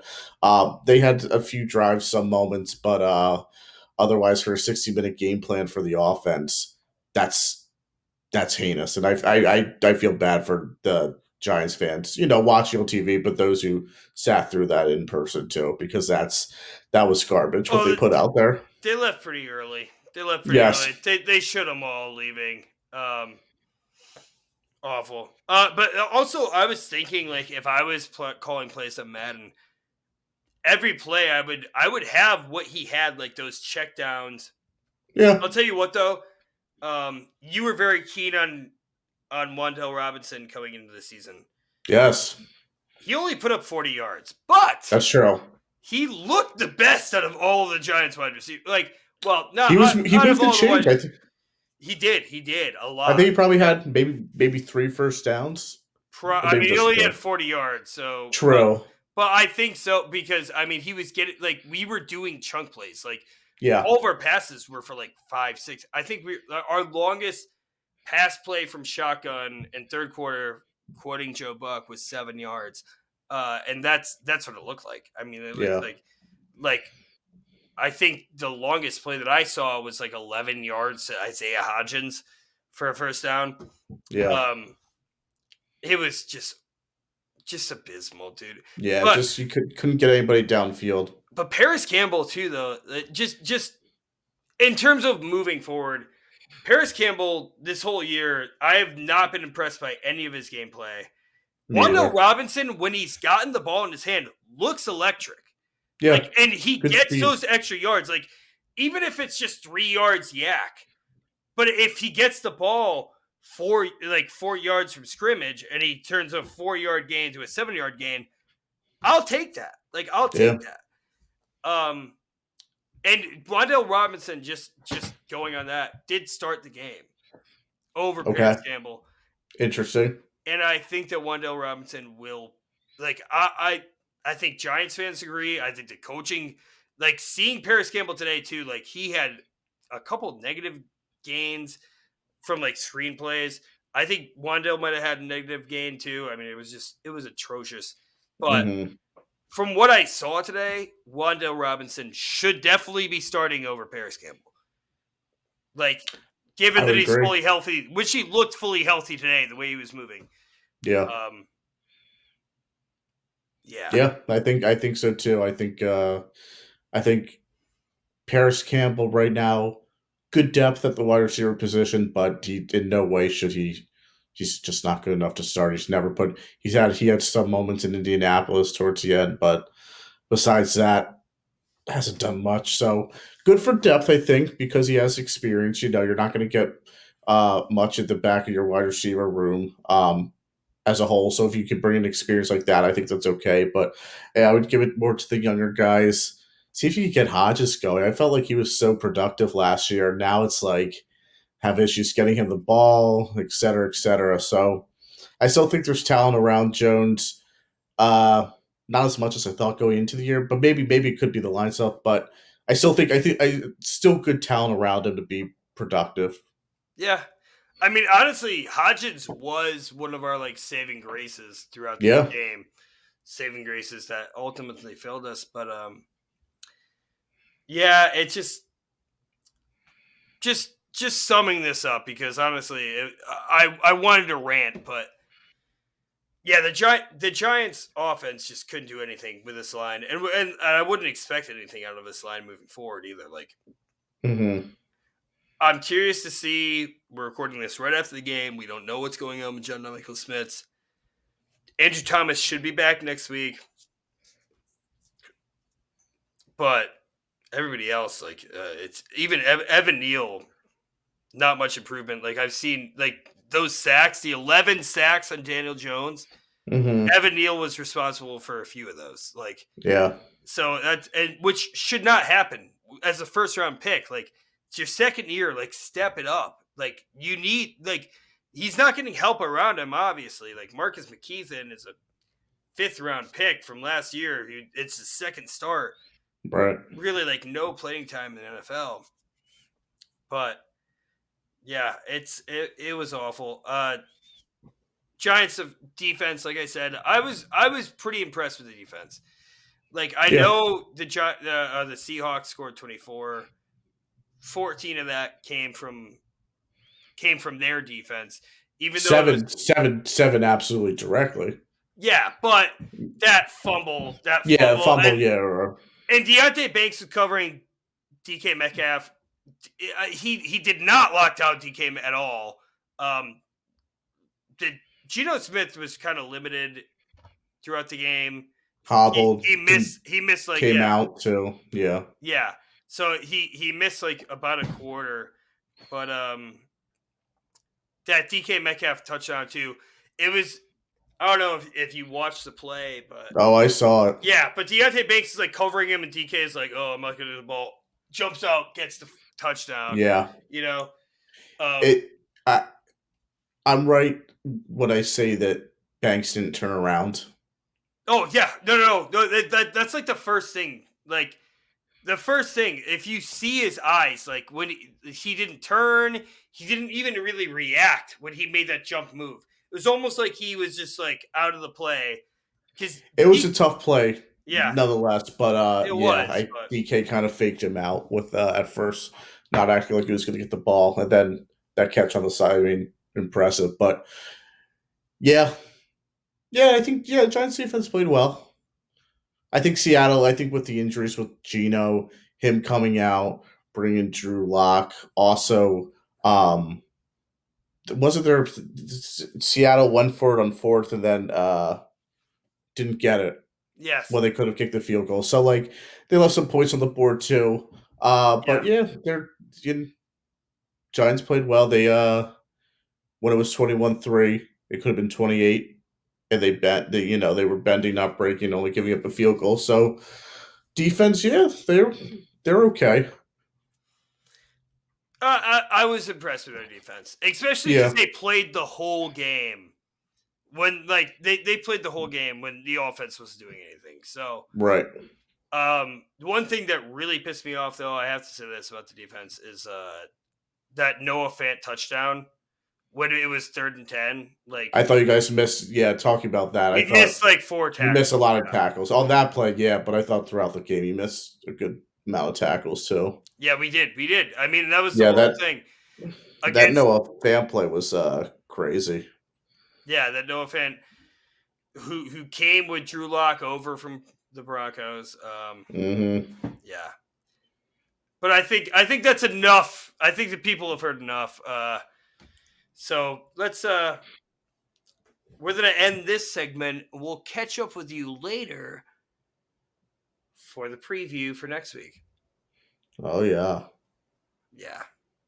Now we're going to be getting into the up-and-coming games, and we start off with Washington on Thursday Night Football is the first game in Week 5, and the Bears will be coming to Washington. I think, you know what? I think everybody is still going to be favoring the Commanders heavily in this. Yeah. Right?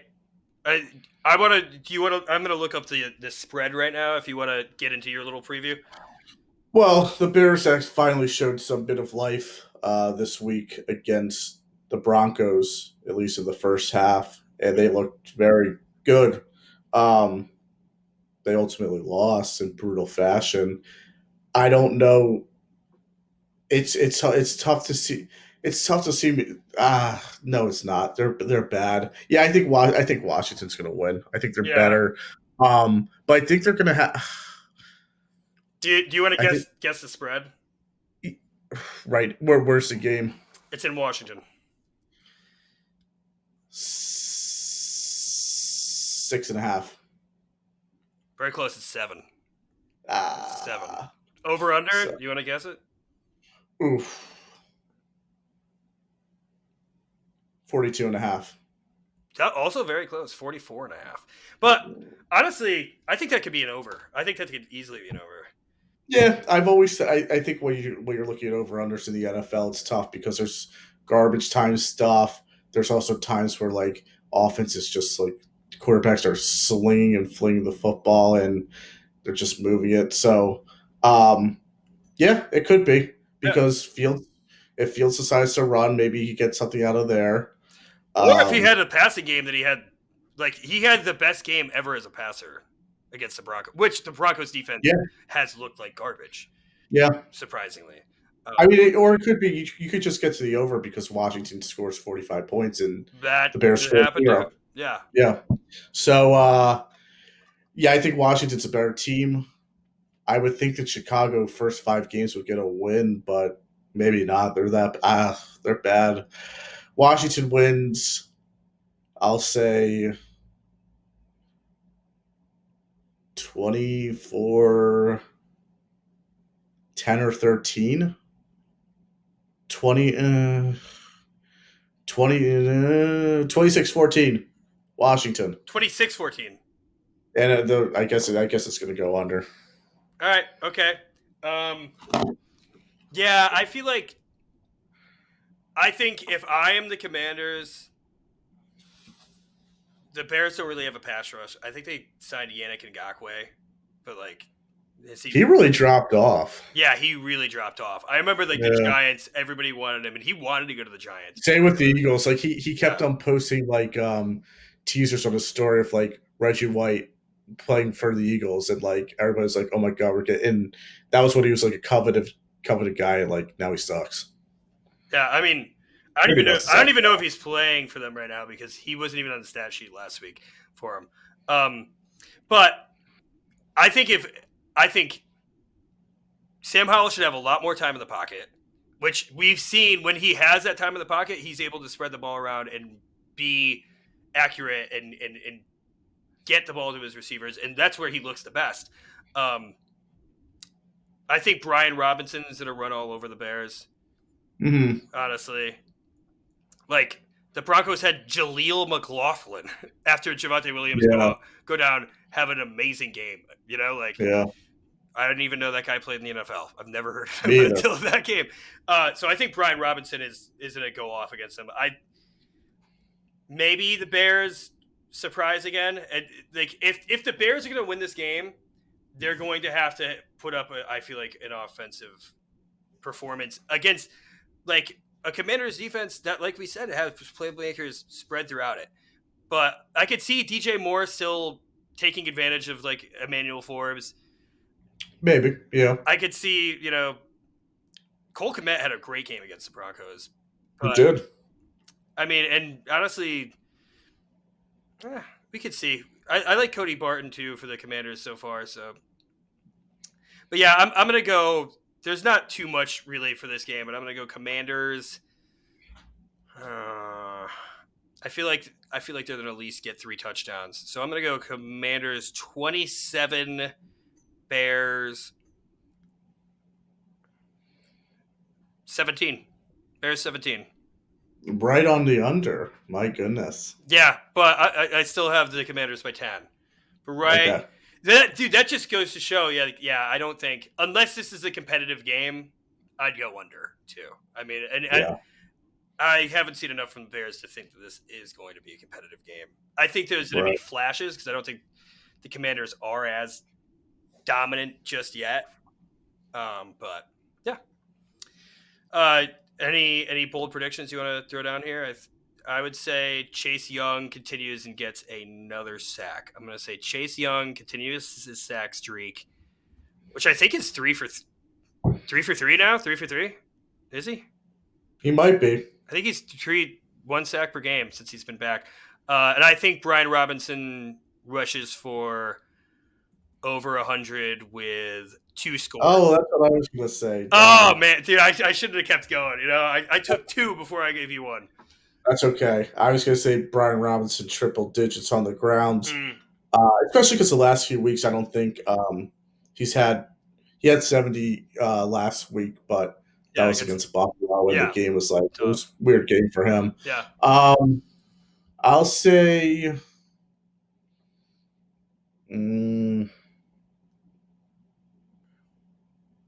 their big three, McLaurin, Dotson, I guess Curtis Samuel. Yeah, Samuel's honestly been the number 2. They go over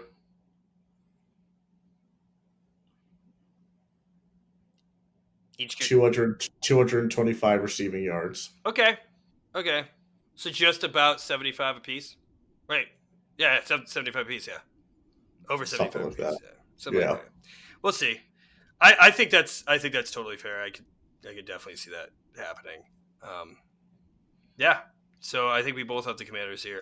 I mean, I would love to be proven wrong. Like, come on, Bears, get that win. Yeah.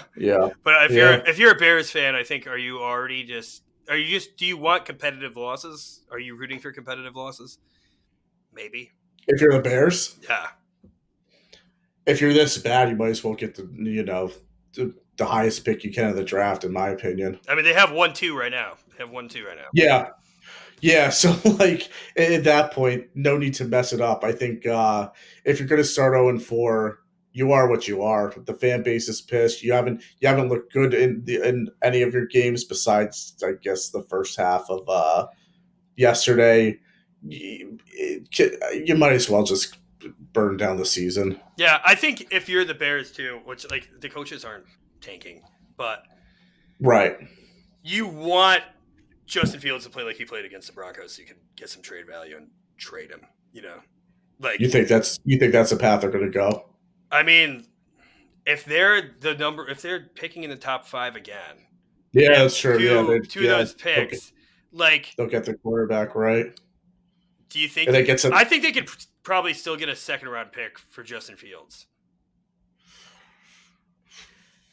I don't know about that. Well, the first 3 games he played garbage, but maybe a third. His ability to throw, we don't know if it's there. He doesn't look like the runner he was last year, which is also smart on his part because he doesn't want to get hurt. Yeah. And any team that brings on Justin Fields, he just can't run like he did last year. So he really just hasn't. Yeah, he can't. Yeah. Yeah. A second seems high, but whatever you can get for Fields. Josh Rosen got a second, 1 year removed from being a first round pick, but and teams also learn from that too. Yeah, so, yeah. And teams learn quickly too. So, but whatever you can get for Fields, you still probably could get something decent enough, and you'll just add to your draft capital with your first and second overall picks. Yeah. All right. Let's move on here. I think the next game is the Eagle, right? I believe. In LA. Eagles in LA. Is that also a 1:00 game? No, that's the 4:00 game. And you guys are going to LA. So yes. How are you feeling about that? It's tough to go from the East Coast to West Coast. It looks like Cooper Kupp, this is the first week he could be eligible. Mm-hmm. I still don't think he's going to play, though. They're playing the Rams. They've had some guys step up that you never heard of before. Williams is looking like a good running back for them. But the Eagles are going to win because they're just a better team. I don't have much of a feel of how the game will go right now, but I think the offense will score. I think it'll be 35-17 Eagles. They win big. Bold prediction.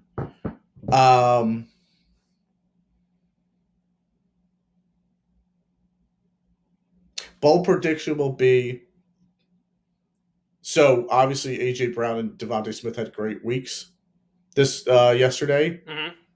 Next game, they're going to swap. So Devontae's going to have the big game, but AJ's going to have a very solid game too. Yeah, he'll play second. Devontae will get the touchdowns. Devontae will get 2 touchdowns. All right. So I don't know if you already mentioned this because I accidentally looked up the Chargers to start, but Cooper Kupp is coming off IR. Yes, I mentioned that, Yep. Yeah. but eh, I don't know if he'll play.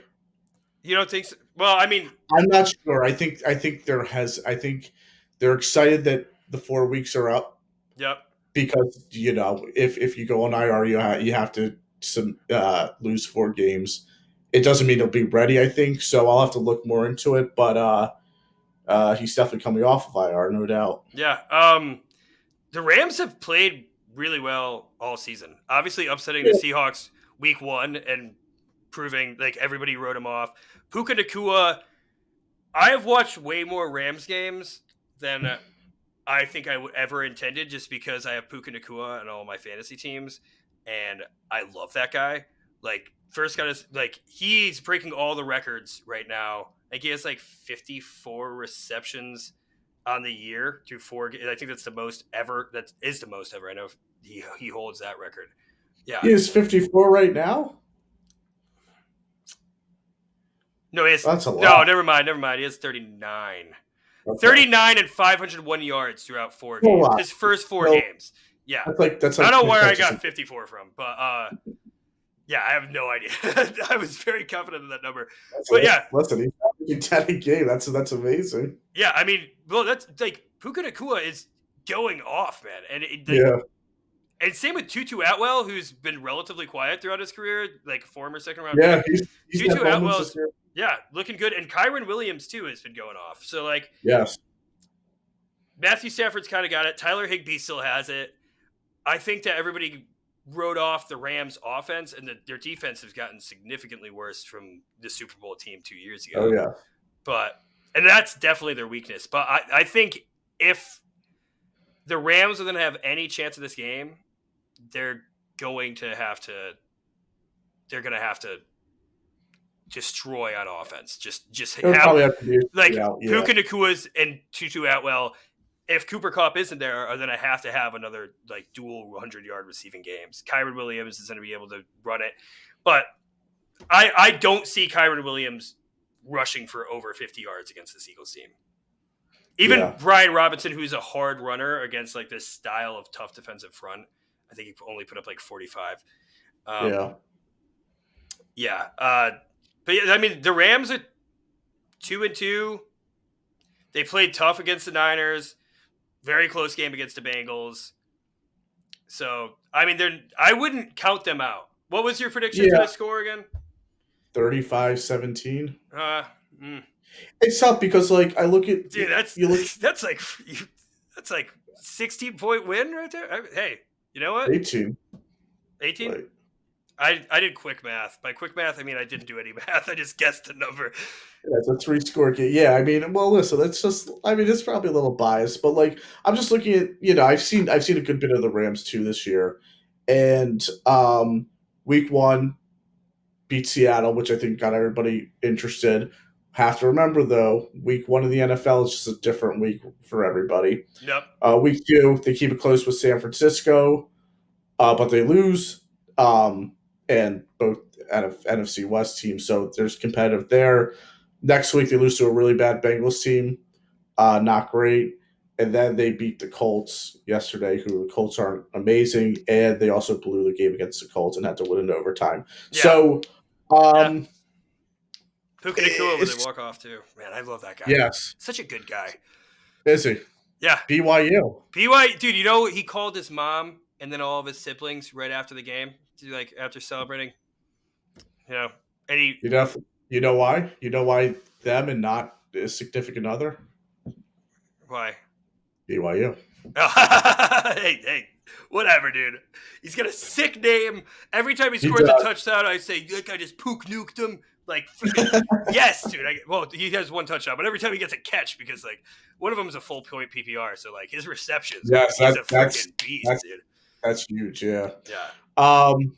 Yeah. So like, they have played better than a lot of people think.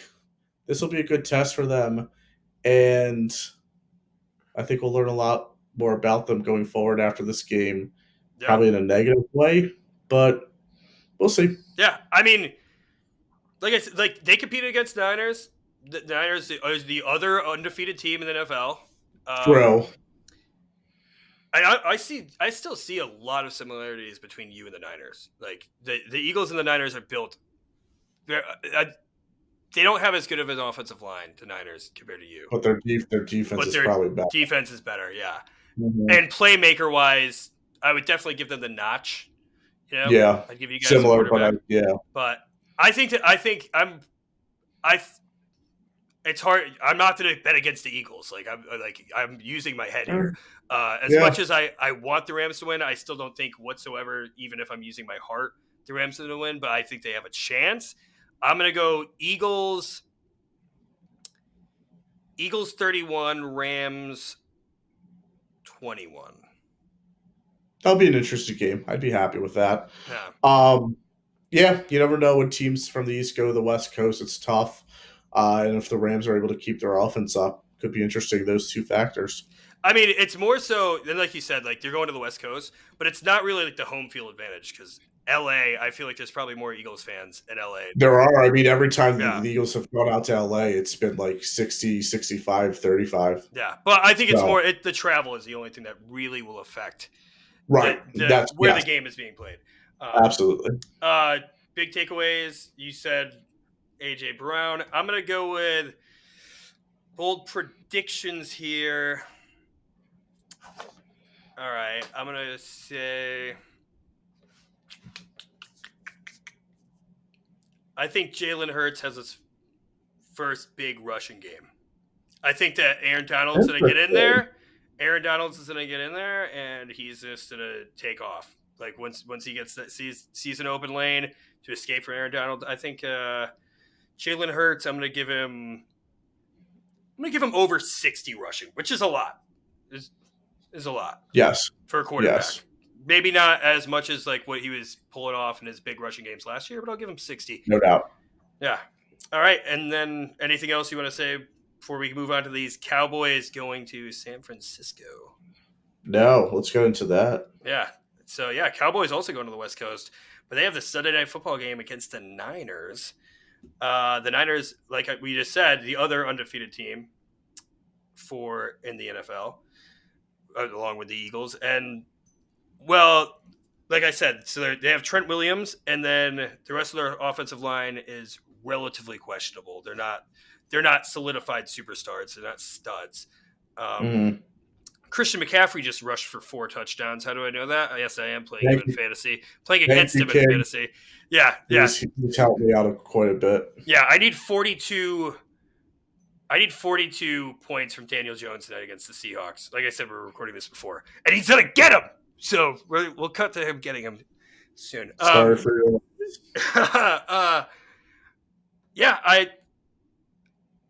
I'm going to go Niners here.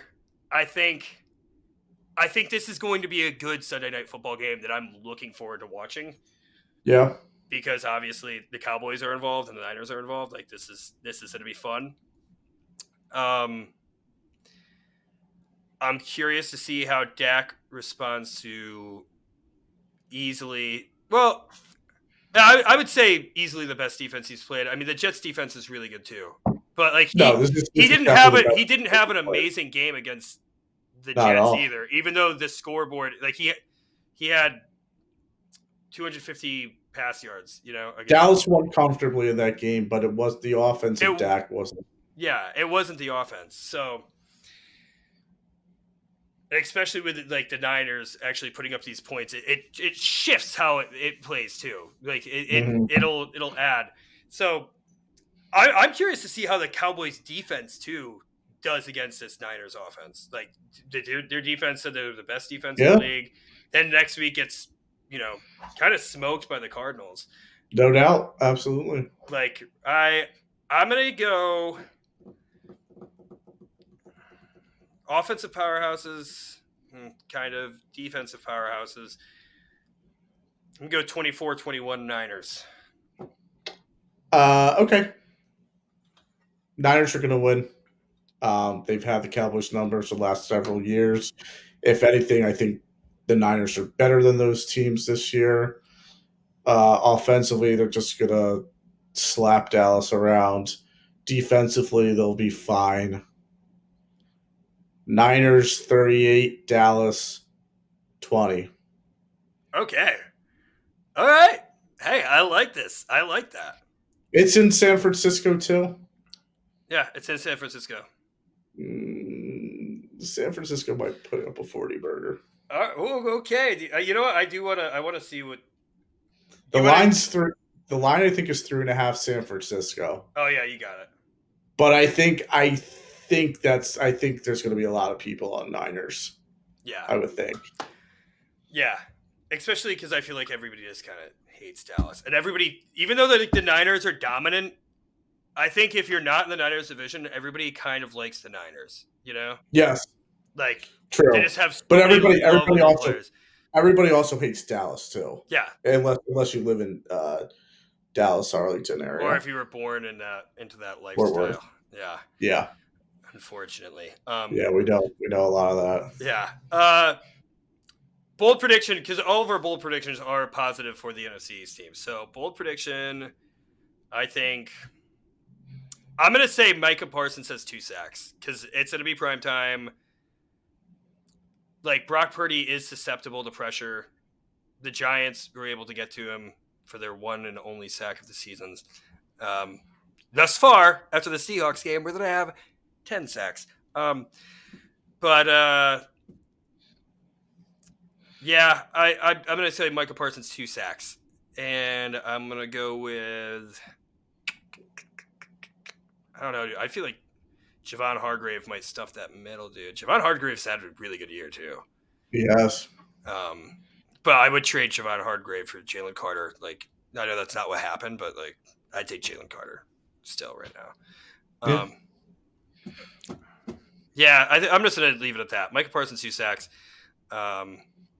CeeDee Lamb has over 70 receiving yards. That's just a bet. It's not like a bold prediction, but I'll just say that.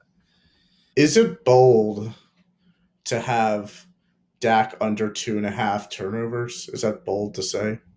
Hey, dude, I was going to say Dak throws 2 picks, but I don't want to be that guy because when I don't do it, like the Cowboys already hate everybody for saying this. You know, I'll let you be the one, man. I'll let you be the one. That'll be one. My official one, I guess, for a positive for that team, which I hate to say, but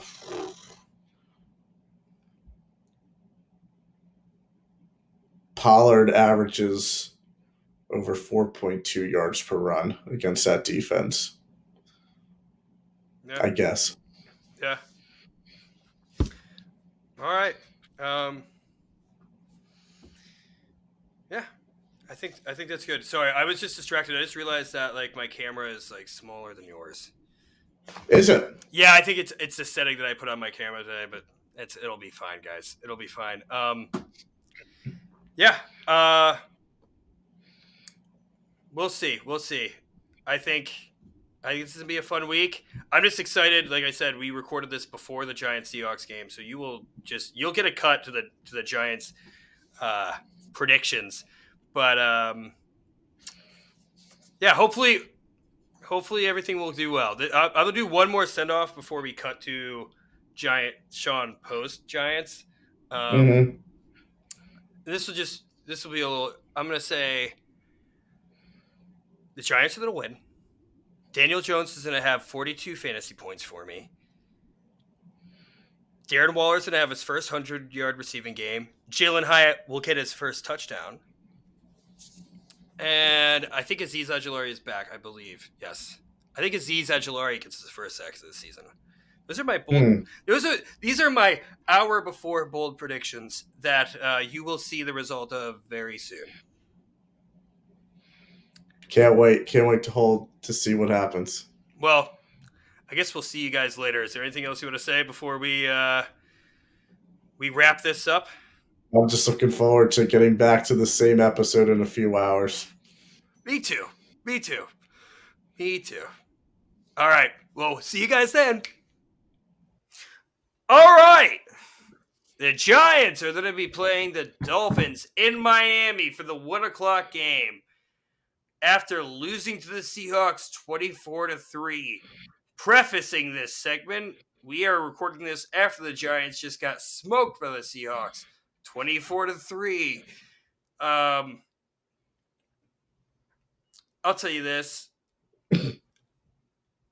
Prior to the Seahawks game, I had a little more faith. Mm-hmm. But Andrew Thomas should be back, and I think Saquon should be back too. Okay. We've been teasing him for 2 weeks straight now. I think Saquon should be back. We've been teasing Andrew Thomas for 3 weeks straight now. I think he should be back. John Michael Schmitz, as of right now, is up in the air. To be determined, yes. Yeah. And as much as I love John Michael Schmitz, Andrew Thomas and Saquon are definitely more important. Sure. Being that John Michael Schmitz is a rookie, and he's had a good middling start to his career. Mm-hmm. The Dolphins definitely got humbled versus the Bills last week. Yes. After scoring 70 on the Broncos.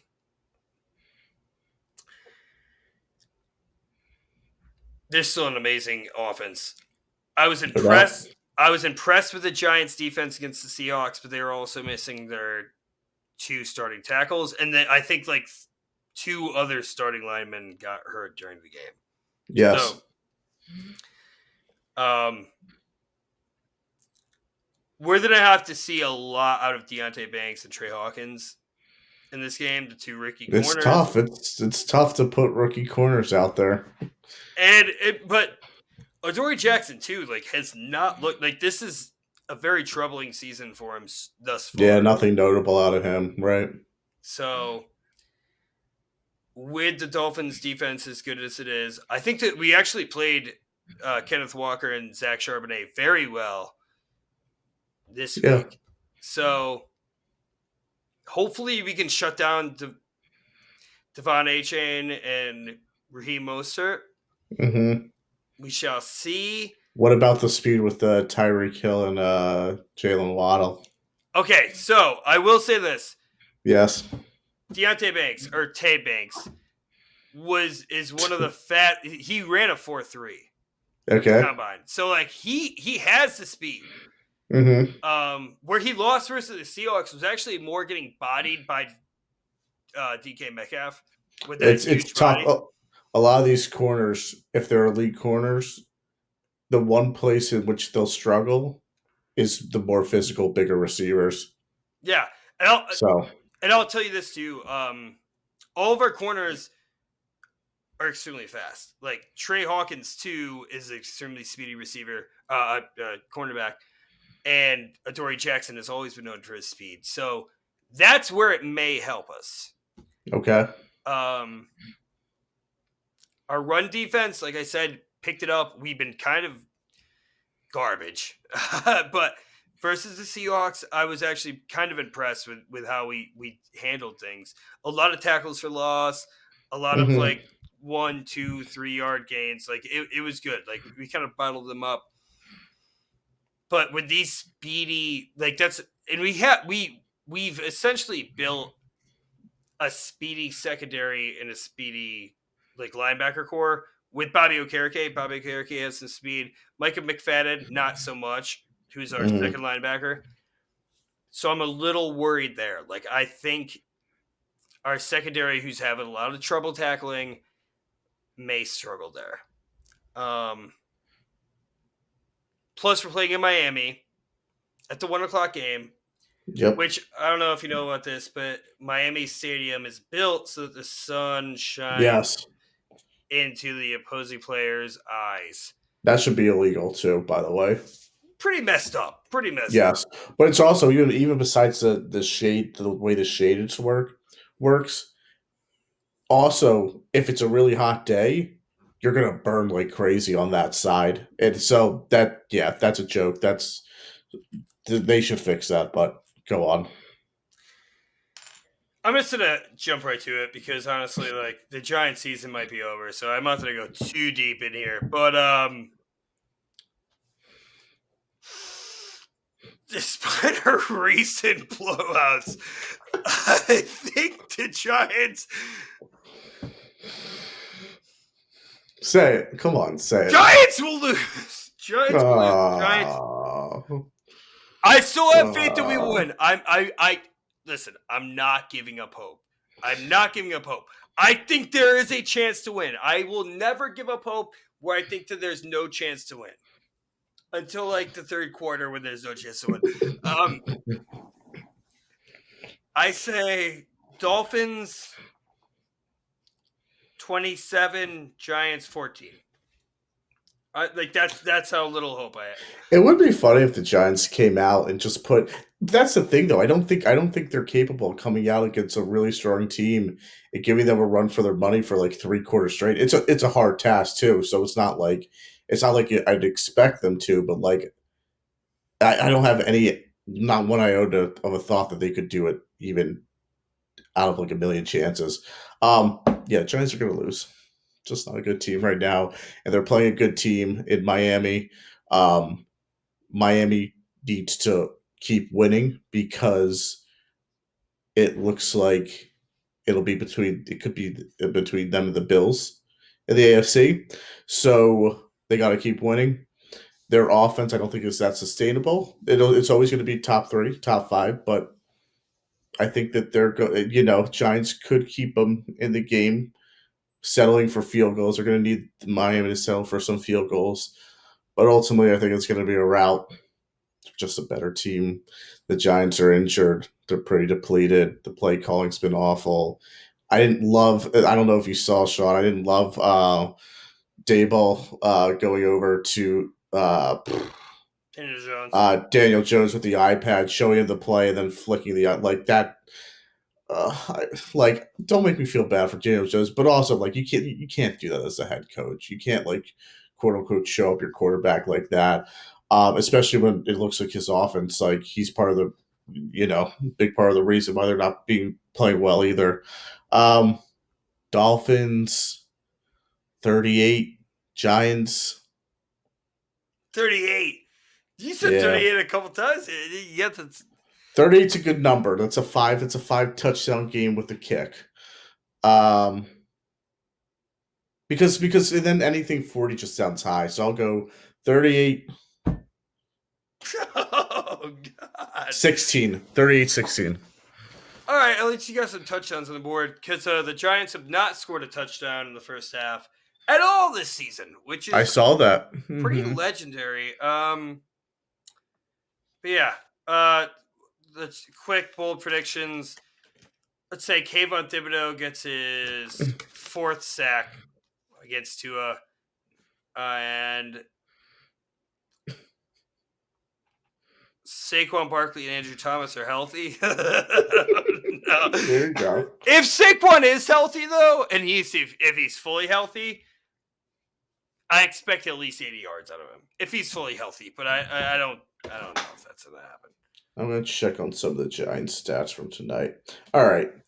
Leading receiver for the Giants, Matt Breida, 48 yards. I assume a big chunk of that was that nice play by Daniel Jones where he had to improvise and then flicked it as he got to the line of scrimmage. A receiver will have over 70.5 yards for the Giants. Wow, that would be nice. Oh, God, it hurts. Oh, man. And I will say the one touchdown I have the Giants scoring will be a Darren Waller touchdown. I did that tonight. At least, like my friend who after one Dale Robinson had like 3 catches in that first drive. Yes. Should I put 100 on Wandale for a touchdown? I was like, maybe. So sorry, brother. That's tough. But I think that's enough for tonight, and okay. A great week 4. Not for very me. Good week 4. Not for me. I was very happy. Yeah, good for you. Thanks, Jeremy. Thank you. Well, that's it for this week for the Beasts of the NFC East. Hopefully next week I won't be in as much pain, but I'm expecting it now. So who do you have after Miami? The Bills. Sunday Night Football, so everybody has to watch us die. I gotta be honest. You guys gotta get off the national team. Like, it's not good for the fan. It's not good for the fan base. I'm concerned about that. That's why I'm getting so many texts because I'm such an outward Giants fan. It's miserable, dude. I saw someone at the end of the game and he had a brown paper bag. I go, oh my god! As bad as the Giants have been in history, I've never seen like Giants culture. I've never thought they'd be brown paper bag culture. We're not, dude. We shouldn't be. Like, honestly, like, dude. I'll just say this. We've had a bad hand dealt to us. We have not dealt with it properly. That's for sure. But I don't think we're as bad as we look right now. I don't think we're as bad as we look. Mm-hmm. Not that helps us. I mean, what's that going to do for us? But that's where we are. So I guess this is our goodbyes. Giants fans, be hopeful. Please, guys, don't give up hope. You guys still have to play us twice. Yeah, we do. We have to play the Eagles twice. And let's just smoke them. Let's just hope to smoke the Eagles twice. Please. Giants fans, hold on hope. We're still in this. We're only 4 games in. There's still 75.7% of the games left. That's right. We're still in this. There's a lot of football left. Mm-hmm. There's a lot more pain and happiness to be suffered. Not even a quarter of the season into the season. Yeah. So, beasts of the NFC East, stay strong, and we'll see you next time. All right. Peace.